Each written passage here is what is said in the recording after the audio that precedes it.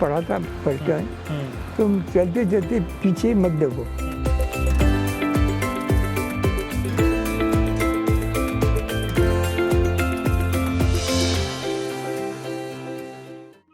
नमस्कार, आप देख रहे हैं डिजिटल प्लेटफॉर्म का सबसे शानदार शो न्यूज लैब। आपके साथ मैं हूं घनश्याम उपाध्याय और आज मैं मिलवाऊंगा आपको एक ऐसी हस्ती से जो अपने आप में बहुत खास है।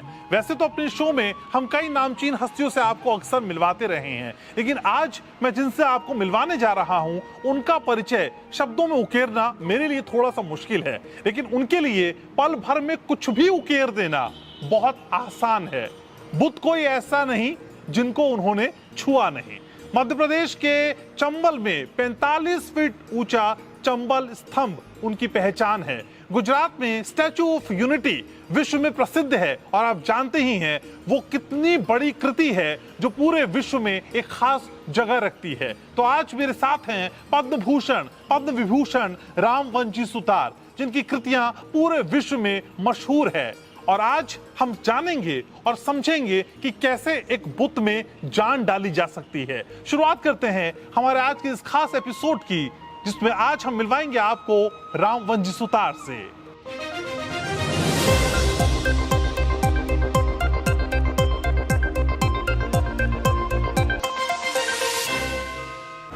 तो आज मेरे साथ हैं मशहूर शिल्पकार, मशहूर मूर्तिकार रामवंशी सुतार। सर, स्वागत है आपका। Thank you sir. 98 इयर्स में आप एंटर कर चुके हैं, लेकिन मैं उस साल की याद ताज़ा करना चाहता हूं जब आपको लगा कि चलिए मिट्टी से दोस्ती की जाए, इसको जीवंत किया जाए। थोड़ा एक्सपीरियंस बताइए ना सर, कहाँ से शुरू हुआ? कहाँ से मतलब पहले हमारे गांव में तालाब थी, मिट्टी भी थी वहाँ जी। उस टाइम बच्चे ने तो कुछ बैल बनाना, कुछ बनाना, इस तरह कुछ ना कुछ करते थे। अच्छा, हम खास बात ये कि हम कारपेंटर फैमिली में एक तरह से नॉलेज होता है कि वो आर्ट कुछ का उनमें होता ही कुछ। अच्छा। वो करते ही रहता है। तो दीवार पे हमारी माँ जब पोताई करते दीवार पे, वहाँ कुछ ना कुछ लगाते। उस टाइम तुकाराम और उस टाइम रामदास स्वामी, उस टाइम पंचांग था, पंचांग के ऊपर रामदास स्वामी का फोटो था, वो देख के भी करते थे। अच्छा। पर इस तरह से पिक्चर निकालते थे। पिताजी के साथ भी सब कुछ काम करते थे। लोहार का काम है, सुतारी का काम है, कुछ हाथौड़ा बनाना चाहिए, करवट चलाना वगैरह। सब खेती भी थी हमारी, तो गाय भैंस भी थे, ये सब कुछ सेवा करना ये भी था। बचपन से लेबर मेहनत करने का पहले से आदत थी। तो सर, जैसे कि आपने बताया कि फैमिली कारपेंटर थी, तो फादर भी कारपेंटर थे, तो माना जाए कि जो फर्स्ट क्लासरूम था वो फादर थे, वहीं से सीखा आपने? जी। तो क्या क्या सीखा था उनसे? कहाँ से शुरुआत हुई जब पिताजी से सीखना? यही कारपेंटर का जो है ना, हाथौड़ा मारना, गन मारना, आरी चलाना वगैरह, यही चीज इस तरह से होता था। फिर स्कूल में पढ़ाई होने के बाद हमारे गाँव में, छोटा गाँव होने से ओनली 4th तक क्लास थी। अच्छा, 4th स्टैंडर्ड तक? Only 4th। ओके। उसके बाद पड़ोस के गांव में 5th था। अच्छा। तो वहाँ 5th किया। ओहो। फिर उसके बाद क्या हुआ कि हमारे गांव में जो टीचर था उसकी हम बहुत सेवा करते थे। अच्छा, टीचर की? हाँ। तो उनके तबादला और के गांव में हो गए, तो उन्होंने मुझे लेटर लिखा, तुम हमारे पास आ जाओ। अच्छा। तो 5th होने के बाद उनके पास जाने का हो गया। अच्छा, वहाँ गए तो उनके जहाँ थे तो वहाँ भी सीख नहीं था, और उसके गांव में सीख तो उनके घर रह के वहाँ जाता था। उनके घर में सब कुछ सेवा करना, झाड़ लोट करना वगैरह सब कुछ करना। फिर वो कहते कि रोज़ तुम उधर जाते आते, तो हम ही तुमको पढ़ाएंगे, स्कूल जाने की ज़रूरत नहीं। अच्छा। तो बस उनकी सेवा करना, घर में सब कुछ काम करना। हम देखा कि ये हमारा जीवन ठीक नहीं है। उनके पास एक रशाची गुरु किल्ली, अच्छा, एक किताब थी, हम पढ़ते थे कि अपना खुद ही किस तरह से मतलब प्रोग्रेस करे। तो हम सोचा कि यहाँ से निकलना ठीक है। एक रात देख के अपना किताब देख के रात को वहाँ से निकल पड़ा। चुपचाप निकल गए? क्या है, बताया भी नहीं? नहीं, रात में निकल गए। अच्छा। अच्छा, हम गांव को जाते जाते रास्ते पे हमारे रिश्तेदार मिल गए। हमारे सिस्टर का हस्बैंड का भाई। वो कहते अभी गांव क्यों जाना है, हमारे यहाँ मावस बन रहती है, वहाँ रुक जाएंगे हम लोग। तो वहाँ गए, फिर वहाँ गए बैठे, तो जहाँ गए उन्होंने पूछा लड़का कौन है, फिर ऐसे ही पढ़ने के लिए इधर उधर ढूंढता है। अरे कोई बात नहीं, हमारे घर रह जाओ। अच्छा। तो उन्होंने कहा, उसके मुताबिक हम उनके घर रहे। ओके। वहीं रह के काम भी करता था और स्कूल जाता था। अच्छा, इस तरह से स्कूल चलते। ठीक है। लेकिन सर आपको याद आता है कि बचपन में कभी किसी ने आपकी ड्राइंग को देखा हो, आपकी पेंटिंग को देखा हो और बोला हो कि राम बहुत अच्छी ड्राइंग करते हो तुम तो स्कूल में इस तरह से ड्राइंग तो करते ही थे। हाँ हाँ। और जब हम इंग्लिश स्कूल ज्वाइन किए तो इंटरमीडिएट स्कूल परीक्षा थी, वो भी करते थे। उस टाइम एक ने कहा कि एक टीचर थे, बहुत अच्छा पढ़ाते हैं। अच्छा। धुलिया में। अच्छा। तो मैं वहाँ गया, उनको मिला, फिर उसके बाद हमारा काम बताया उसने, उनको भी अच्छा लगा। तो वो कहते कि आते जाओ। तो वो एक टीचर थे, टीचर ट्रेनिंग स्कूल। अच्छा। तो वहाँ वो पढ़ाते थे, तो हम भी वहाँ जाता था, हमारा ड्राइंग बताते, हमारे से कुछ ड्राइंग लेके टीचर्स लोगों को फ़ायदा उठाता। उससे उस टाइम मुझे पैसे भी मिलते थे, टीचर लोगों के लिए कुछ करना पड़ता है, हमारे से करवाते थे इस तरह से। तो ऐसे करके वहीं रहते रहते हम मैट्रिकुलेशन तो पास किया। अच्छा, ये जो टीचर थे बहुत अच्छे थे, तो उन्होंने कहा कि हमारा टैलेंट देख के कि उन्होंने कहा गांधी जी की मूर्ति बनाओ। अच्छा, गांधी जी की मूर्ति बनाओ। गांधी जी उसकी पहले सैंडो की यहाँ एक मूर्ति है। अच्छा। ये वहाँ पहलवान लोगों के लिए पहली मूर्ति वो बनाई। अच्छा। तब 22 साल का था तो। ओके। फिर 48 में गांधी जी की बनाई। लेकिन सर मराठी स्कूल से जे आर्ट्स ऑफ स्कूल का सफर कैसा रहा? और मैंने ये भी सुना कि 5 साल का कोर्स आपने 4 साल में कर लिया।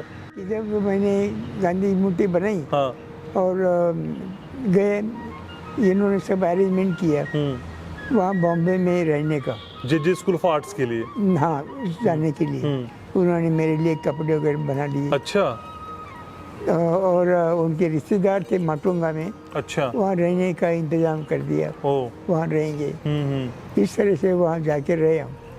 और स्कूल अपार्टमेंट गए, स्कूल अपार्टमेंट जाए, कुछ शुरू में काम किया, टीचर को देखा हमारा काम तो अच्छा है, डायरेक्ट हमें सेकंड में ले लिया। अच्छा। यस। मैं सेकंड में लेने के हम अच्छे काम करते रहे और 4 साल फर्स्ट क्लास फर्स्ट आए हम। हमें मेडल मिला। तो फर्स्ट ईयर ड्रॉप किया आपने, सीधे सेकंड ईयर में एडमिशन लिया? हाँ। अच्छा, तो 5 साल का कोर्स 4 साल में हो गया आपका? अच्छा। हर एक साल फर्स्ट क्लास फर्स्ट आए। चारों साल में? चारों साल। अच्छा। और इसीलिए मेडल मिला मुझे। अच्छा जी। अच्छा, ये होने के बाद एक चांस था, हमें वहाँ बॉम्बे में, आप एलिफेंटा केव्स जानते? जानते? जी बिल्कुल बिल्कुल। जहाँ त्रिमूर्ति है, तो वहाँ मुझे उनकी मूर्तियाँ बहुत अच्छी लगी, वहीं प्यार करते थे समझो। अच्छा। पता नहीं किसको क्या पता चला, एलोरा केव्स में मेरा नाम कहाँ कैसे गया है पता नहीं, तो मुझे बुला लिया और वह एलोरा केव्स में हमारी 150 रुपये किराया, मतलब सर्विस। अच्छा। वहाँ रहे हम। अच्छा। वहाँ 4 साल एलोरा केव्स में रहे और चारों साल मूर्तियाँ रिपेयर करने का काम करते। रिपेयर करते थे? रिपेयर करते। अच्छा। किसी का नाक तोड़ दिया, कुछ क्रैक हो गया, कुछ क्रैक बढ़ गया, इस तरह से। तो उसके लिए 150 रुपये आपको मिलते थे? जी। 150 रुपये महीना? 150 रुपये महीना। अच्छा। कभी आपको देख के किसी ने ऐसे रिएक्ट किया कि यार इतना सिंपल सा आदमी जो इतना सिंपल है वो इतनी बड़ी बड़ी मूर्तियाँ कैसे बनाएगा? कोई कभी ऐसा हुआ क्या सर लाइफ में? हमारा काम देखते तो ऑटोमेटिक काम मिलता ही है। तो किसी ने कहा कि ऐसे ना दिल्ली में कुछ जगह है। अच्छा। वहाँ DAP में तो इस तरह से कोई आर्टिस्ट चाहते हैं वो। अच्छा। तो वहाँ जाओ, और तो मैंने अप्लाई किया तो मुझे जगह मिल गई। यहाँ DAP करके डिपार्टमेंट था, जहाँ एग्जीबिशन होता है, स्टॉल लगते हैं, तो वो अरेंजमेंट करना, ये करना, आर्ट वर्क करना, इसके लिए काम था वो। तो मैं वहाँ ना लग गया, 1 साल वहाँ काम किया, करते करते ही प्रगति मैदान में एक एग्जीबिशन थे, एग्रीकल्चर फेयर। अच्छा। तो सर्विस करते करते मैं ऐसे ही आसान से एग्रीकल्चर का नाम से एक मूर्ति बनाई फार्मर की। अच्छा। किसी ने कहा नहीं, खुद से बनाई? ऐसे ही बनाए मैंने। तो लोग आते थे, अरे आप ये भी काम करते, ये तो मूर्ति तो उधर लग गई, किसी ने पता नहीं ये सोचा। मैंने ये मूर्ति ले जाके प्रकृति मैदान में ले गए, उनको बताया ये कि ठीक है, हमारे लिए 2 मूर्तियाँ चाहिए 12-12 फीट की, गेट है मेन गेट के पास लग, ठीक है। थोड़े पैसे मैंने यहाँ कर दिया, 2 मूर्तियाँ बने। अच्छा, ये होने के बाद फिर अभी कहाँ जाए, तो उस टाइम एक आर्किटेक्ट थे जोगड़ेकर करके, महाराष्ट्रियन थे वो। अच्छा। तो वो जानते थे ये लड़का इधर उधर काम करता है, बहुत बढ़िया काम करता है, लेकिन अभी तो इधर काम है ही नहीं, तो एक अशोक स्तंभ बना दे जाए। अच्छा, अशोक स्तंभ? अशोक स्तंभ पार्लियामेंट के लिए। पार्लियामेंट के लिए, ओके। तो वो मूर्ति वगैरह मुझे वो ऑर्डर मिल गया। इतना इस तरह से जो मूर्ति है ना, ये ऐसी मूर्ति पत्थर की बनाई। अच्छा। अशोक स्तंभ। अच्छा सर, आपने इतनी बड़ी बड़ी मूर्तियां बनाई, लेकिन पहली बड़ी मूर्ति कौन सी थी जो आपने बनाई? टेलीफोन आ गया द्रविड़ मिनिस्टर का। अच्छा। लेबर मिनिस्टर ने कि भाई ऐसा है कि हमारी देवी की मूर्ति बनानी है, क्या क्या है। वो कहते कि आप बहुत लगी है ना, दिल्ली से ऐसे ऐसे आर्टिस्ट है, उनका काम देखो।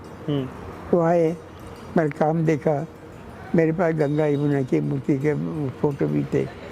ठीक है, हमारी देवी की मूर्ति बना देंगे। तो वहाँ जाके देखा साइड पे, तो जैसे डैम होता है, एक तरफ तो ऊंचा होता है, एक तो नीचे। मैं यहाँ खड़ा होकर देखा तो ऐसा अंदाज किया कम से कम 30-40 फीट की मूर्ति बननी चाहिए।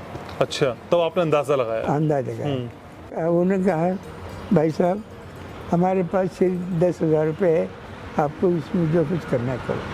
अच्छा, 40 फीट की मूर्ति के लिए 10,000 रुपये? अच्छा। हमारे पास जो इतने पैसे हैं, इसमें जो कुछ करना है करो। अच्छा। 40 फीट बनाओ, कुछ भी बनाओ। अच्छा। 10,000 रुपये। अच्छा ठीक है। डैम में कंक्रीट है, लेबर भी है, तो हमारे कंक्रीट दे दो, कुछ लेबर दे दो। तो चद्दर होती ना, फिर पत्थर लोहे की चद्दर वगैरह, हम जैसी मूर्ति बनाई थी एक अंदाज से ऐसे चद्दर लगा, ऐसे लगा, ऐसे लगा, ऐसे लगा करते कंक्रीट डालते गए। अच्छा। कहाँ डालते डालते वहाँ तक 40 फीट तक पहुँच गए। तो एक तरह का पत्थर बन गया वो। अच्छा। एक अंदाज ही, मतलब से ये आकार समझो, यहाँ चद्दर लगा है, कंक्रीट डाल दिया, इधर चद्दर लगा है, ऐसा तो डालते पत्थर बन गया फिर वो पूरा? पत्थर बन गया। वही मूर्ति फिर मैंने छीनी हथौड़ी से, मुझे लेबर मिल गए मचान बनाने के लिए, और बस छीनी हथौड़ा, बस वो 1 साल के अंदर वो मूर्ति बनी अकेला का। ये कौन सा साल की बात होगी सर, कौन सा ईयर ये उस टाइम मैं 36 ईयर का था, 35 ईयर्स का। ओके। तो 35 ईयर्स में आपने चंबल स्मारक बनाया जो 45 फुट के आसपास का है। ओके। वो मूर्ति बनाई और हम वहीं रहते थे, छोटे गांव घर में। सर, ये बड़ी बड़ी मूर्ति बनाने का कॉन्सेप्ट दिमाग में कहाँ से आया, ये मुझे बड़ी बड़ी मूर्तियाँ बनानी है? ये ऐसे ही पता नहीं कैसा होता है। ये मूर्ति मैंने पूरी कर दी, चंबल की मूर्ति। तो नेहरू जी ने उद्घाटन किया। अच्छा। नेहरू जी आए, उद्घाटन किया, तो उनको बहुत अच्छा लगा। उनके दिमाग में आया कि इस भाखड़ा डैम पे भी मूर्ति बनानी चाहिए, भाखड़ा डैम पे। तो उसी मुताबिक भाखड़ा डैम के लिए मैंने डिजाइन वगैरह बनाया। काफ़ी 50 फीट का मूर्ति बनानी थी, लेबर वगैरह, उसका डिज़ाइन भी बनाया। कुछ पैसे की कुछ कम ज़्यादा शायद हो रही है। खैर उसी टाइम कभी कभी अब अनिल जो अमेरिका में थे, वहाँ भी जाने का मौका है। वहाँ भी एक मूर्ति है, पहाड़ों पे मूर्तियाँ लगी है, खोद के लगाए, बड़े बड़े मिनिस्टर या ऐसे मूर्ति, वहाँ मूर्तियाँ लगी 3 लोग। तो वहाँ खोया, मैंने देखा कि इस तरह से हम भी बनाना पहाड़े के ऊपर। आप जब मूर्ति बनाने की शुरुआत करते हैं तो मन में कैसे, मतलब वो थॉट आता है कि अच्छा मैं ये मूर्ति ऐसी बनाऊंगा इसका रंग ऐसा होगा, इसका रूप ऐसा होगा, इसकी नक्काशी ऐसी होगी, वो थॉट प्रोसेस क्या होता है सर? नेचर में जैसा है कॉपी करना ये मेन चीज़ है। नेचर जैसा है उसी तरह से कॉपी करना। तो सर ये इतना बात तो चलिए आपने समझा दी, लेकिन एक मूर्ति छोटी छोटी जो आप बना लें खुद वो समझ में आता है, लेकिन एक बड़ी मूर्ति जिसमें आपके साथ कई और मजदूर, कई और कारीगर लगते होंगे, उनको भी समझाना। मजदूर होता है, हाँ, इंजीनियरिंग होता है, आर्किटेक्चर, ये नॉलेज अपने अंदर ही होता है, हम ही खुद करते हैं। लेकिन उनको समझाते कैसे हैं सर कि इतने सारे लोग जब इतनी बड़ी मूर्ति में लगते होंगे, आप अकेले तो मूर्ति तैयार नहीं करते होंगे, तो उनको कैसे समझाते हैं कि देखिए मेरा अंदर जो विचार है वो ये है और इसको ऐसे ऐसे बनाना है? नहीं, वो मैसेज करने कैसे करते हैं? वो नहीं बनाते। अच्छा, वो नहीं बनाते हैं ना। ये मतलब मचान बनाना वगैरह ये चीज़ है।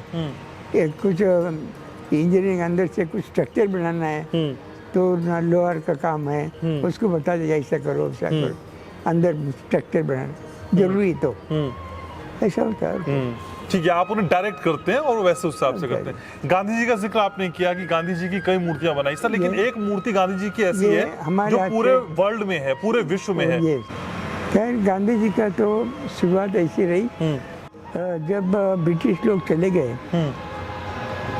चले जाने के बाद इंडिया गेट पे जो पंचमदार का स्टैचू था वहाँ निकालना था, जल्दी नहीं निकाल गई, किसी ने पत्थर मार के नाक को तोड़ दिया, बाद में टार पोत दिया, आखिर में मूर्ति निकाली। मूर्ति निकालने के बाद अभी क्या होना चाहिए, तो लोगों के दिमाग था कि वहाँ गांधी जी की मूर्ति लगनी चाहिए। अच्छा, खाली छतरी होने के बाद गांधी जी की मूर्ति लगनी चाहिए। तो कोई कहता है कि स्टैंडिंग होना चाहिए, कोई कहता है सिटिंग होना चाहिए। तो ये दिमाग में ये विचार चलता रहा, तो मैंने सिटिंग पोगर बनाई। मैं उनकी गांधी जी का सिटिंग का हमेशा जो पोज होता है वो बनाई मैंने, और एक स्टैंडिंग मतलब एक खड़ी मतलब स्टैंडिंग। तो छतरी में सिर्फ अकेले गांधी जी या पतला पतला अच्छा नहीं लगेगा, ओके, उसके साथ कुछ ना कुछ, जैसे पंचमदार का स्टैचू था तो उनके ड्रेस वगैरह ऐसा लगता था भरा हो, कैनोपी के अंदर अच्छा लगता। तो मेरे दिमाग में आया कि गांधी जी के साथ दो बच्चे, एक लड़का लड़की, ऐसा डिजाइन बने बना। तो गांधी जी का जो शब्द है अस्पृश्य निवारण, गरीब लोगों को मदद करना चाहिए, ये गांधी जी का ये दिमाग में था मेरा। एक लड़का लड़की खड़ा करके गांधी जी ये अर्थ बनाए, अर्थ के ऊपर गांधी जी ये मेरा जीवन है, मेरा संदेश है, ये लिखा, ये मूर्ति बनाई। मगर क्या हुआ कि ये मूर्ति बताने में टाइम ही नहीं मिला, सिटिंग पोज बनाई। अच्छा, तो मोरारजी देसाई थे उस टाइम, उनको बताया मूर्ति, तो उन्होंने मोरारजी देसाई ने सिटिंग पोज जो है वो उनको पसंद आया। ओके, अभी ये है गांधी जी की मूर्ति कैनोपी में नहीं लगी, लोग कहते हैं कि ब्रिटिश लोगों ने बनाया हुई है तो वहाँ लगना ठीक नहीं। तो वहाँ उस टाइम स्पीकर थे, तो उन्होंने कहा कि हम पार्लियामेंट में लगा लेंगे। अच्छा, तो मूर्ति पार्लियामेंट में लगा ली। गांधी जी लगने के बाद लोग कहते हैं सिर्फ गांधी जी क्यों, और दूसरी मूर्ति की नेहरू क्यों नहीं चाहिए, इंदिरा जी क्यों नहीं चाहिए, इनका सरदार पटेल की भी मूर्ति बनाई। सरदार पटेल की मूर्ति बनाई पार्लियामेंट में 18 फीट की, ये मूर्ति यही मूर्ति है। जी जी, जी। ये मूर्ति बनाई पार्लियामेंट में लगी। आगे चल के जो मोदी का जो प्लान था, इनके बारे में जो कुछ है करना था, इतनी बड़ी मूर्ति, इतना बड़ा काम किया, दुनिया में किसी ने नहीं किया, तो ऐसी बड़ी मूर्ति होनी चाहिए उनके दिमाग में। अच्छा, उस टाइम एक अमेरिका में कोई आर्किटेक्चर था, उनका एक सलाह लिया जाए, वो भी मतलब मॉन्यूमेंट के बारे में जानते हैं। तो उन्होंने कहा कि ये मूर्तियाँ हैं इधर, आप देखिए कौन सी मूर्ति अच्छी न लग सकती है, कौन सा अच्छा है। तो ये बहुत सारी मूर्तियाँ सरदार पटेल की बहुत देखी। तो आखिर में ये मूर्ति देखी उसने कि भाई ये जो मूर्ति रामचंद्र ने बनाई, this is the best. Okay, ये होने के बाद फिर मोदी ने फिर जो प्रोसेस के काम किया। ठीक है सर, 98 इयर्स में इतना फिट कैसे रखते हैं खुद को? बचपन से आसन करने का मुझे आदत है। अच्छा। उस टाइम एक ब्राह्मण मधुसूदन करके ब्राह्मण टीचर था जिसको हम सेवा करते थे, तो वो भी सूर्य नमस्कार करता था। अच्छा। मतलब उस तरह से आसन भी करते थे हम। तो बचपन से मैं थोड़ा करते ही आज तक करते रहते। सर बैंजो, सितार, फ्लूट ये भी बजाने का शौक है, आजकल प्ले करते हैं क्या? आजकल नहीं करता, आजकल नहीं कर पाते मगर पड़ता है। हाँ। मैं बेंजो भी बजाए, फ्लूट भी बजाया, जापानीज बेंजो था वो बजाता था, तो बांसुरी, मगर वो आगे कंटिन्यू नहीं किया। सर अयोध्या में राम मंदिर बन रहा है और चर्चा ये भी है कि आप भी वहाँ मूर्ति आप ही के हाथ की जो बनी हुई मूर्ति जाने वाली है, उसके बारे में थोड़ा बनाइए। रामलला को आप ही लेके आ रहे हैं? ये मूर्ति वगैरह बनाई है, मॉडल बनाया है। हाँ। तो ये मूर्तियाँ बहुत सारे लोगों ने मूर्तियाँ बनाई, योगी को बताया, हमारी मूर्ति वह बताई, तो हमारी मूर्ति उनको पसंद आई। इसीलिए हमारी मूर्ति के ऊपर ही आगे चल के गई कि भाई इनसे बनाएंगे, ये चल रहा है। तो अयोध्या में रामलला की मूर्ति आपके द्वारा बनाई गई है? अभी ये तो हो गया है, अभी तरह तरह के डिजाइन बनाए, अच्छा पोस्ट कैसा होना चाहिए। ओके। तो वो जिम्मेदारी भी आप ही को दी गई है। तो अयोध्या में राम की मूर्ति भी राम सुतार जी ही सजाने जा रहे हैं। बहुत सारी चीजें आपने अचीव भी की हैं, पद्म पुरस्कार आपको कई सारे मिले हैं, लेकिन मन में कोई चाह रह गई है कि मुझे वो अभी मेरा काम रह गया है, मुझे वो करना रह गया है, कुछ ऐसा मन में रह गया, ऐसा डिजायर अभी? क्या ऐसा तो कुछ नहीं, ऐसे कुछ नहीं, ये करेंगे वो करेंगे, ये कल्पना में नहीं करता। अच्छा। कि हमेशा मेरे लाइफ में हमेशा लोगों को पढ़ता है, तुम चलते चलते पीछे मत देखो क्या, और आगे चल के बहुत आगे भी मत देखो, पीछे तुम देख के पीछे का क्या बुरा तुम रिमेम्बर करेंगे, तो ये ठीक नहीं। और बहुत आगे देखेंगे मैं ये करूँगा वो करूँगा, ये भी ठीक नहीं। ये भी ठीक नहीं। अभी फिलहाल जो आप काम वर्तमान में सिंसियरली काम करते रहो, एक दिन आएगा आप कहीं कहीं पहुँच जाएंगे। तो ये सिंसियरिटी है जो राम वंजी सुतार को खास बनाती है। सर आपने समय निकाला हमारे लिए, बहुत शुक्रिया आपका। आप स्वस्थ रहें, दीर्घायु रहें, और आपके द्वारा बनाई हुई कई मूर्तियां भारत का नाम पूरे विश्व के पटल पे यूं ही सुशोभित करते रहे। Thank you so much having our show sir, thank you so much. तो ये रामवंजी सुतार जो अपने खास अंदाज के लिए जाने जाते हैं, इनकी सादगी ये बताती है कि इनकी मूर्तियों में असल में जान कहां से आती है। तो इन मूर्तियों को अगर नजदीक से समझना चाहते हैं तो इस इंटरव्यू को आपको पूरा देखना चाहिए, और कमेंट सेक्शन में हमें आपके रिएक्शंस का, आपकी प्रतिक्रियाओं का बेसब्री से इंतजार है। तो न्यूज लैब में किसी ऐसी ही शख्सियत से आपकी मुलाकात बहुत जल्द कराएंगे। तब तक के लिए आप अपना बहुत ख्याल रखिए और हाँ मुस्कुराते रहिए, क्योंकि जब आप मुस्कुराते हैं तो बहुत अच्छे लगते हैं।